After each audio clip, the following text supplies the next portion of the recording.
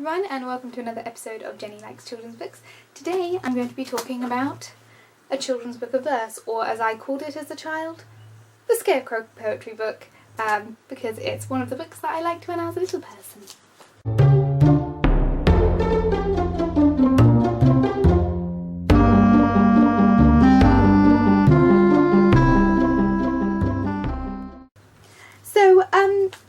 The reason why I love this book is it is a huge book. It is, that's a double page worth of contents in terms of the poetry that's in here. It's a huge variety of poetry, both long form and short form ones. So it has The Eagle, which is only 2 things long, versus, epics like The Highwayman, which I memorised for a long time. I had actually that entire poem in my head, back to front, the whole epic romance between Belle and the Highwayman.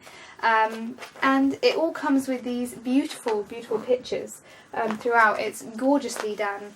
And so a lot of these poems are the classics, as I said, The Highwayman, The Eagle, and a lot of other ones. There's a lot of, as I said, variety. There's onomatopoeic one, there's the skippity-boo.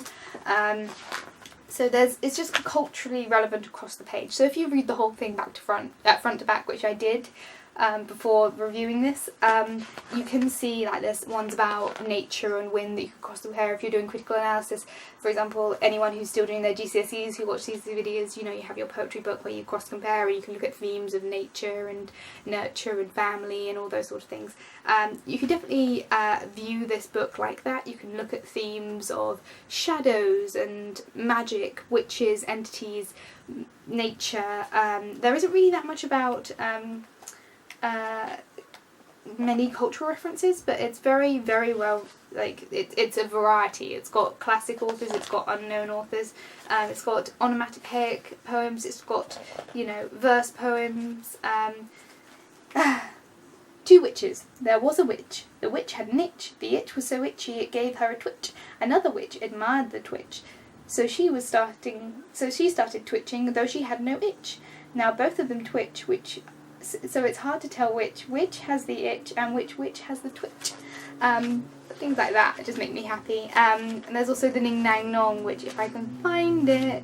Well, let's see whether or not I remember it. On the Ning Nang Nong where the cows go bong and the monkeys all say boo, there's Nong Nang Ning where the trees go ping and the teapots jabba joo, and then there's Nong Nang Ning Nang where the mice go clang and you just can't catch them when they do. So Ning Nang Nong, cows go bong, Nong Nang Ning, trees go ping, and Ning Nang Ning Nang where the mice go clang. What a noisy place to belong is the Ning Nang Ning Nang Ning Nang Nong, and I haven't managed to find it before reading out the whole thing, but yeah, so I love this book. I reread this book again and again and again and again as a kid, and I love all of the poems in here.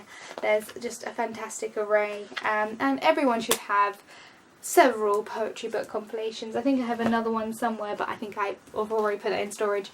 I think children need to have poems. It's a way of imagining the world in a very visual way. It's a way of looking at words and language in a very complex way. And just poems. Poems are amazing, and this book is no exception to a great book of poetry and something that I really enjoyed and loved. This is my favourite of the poetry books, but I have about 4 or 5 that I had as a child. So there we go.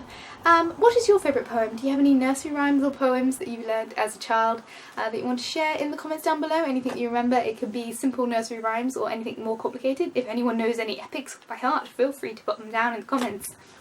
Thank you for watching, and I'll see you guys all next week for another episode of Jenny Likes Children's Books. So good on the intro and then just... Anyway, I'll see you guys all next week. Bye guys.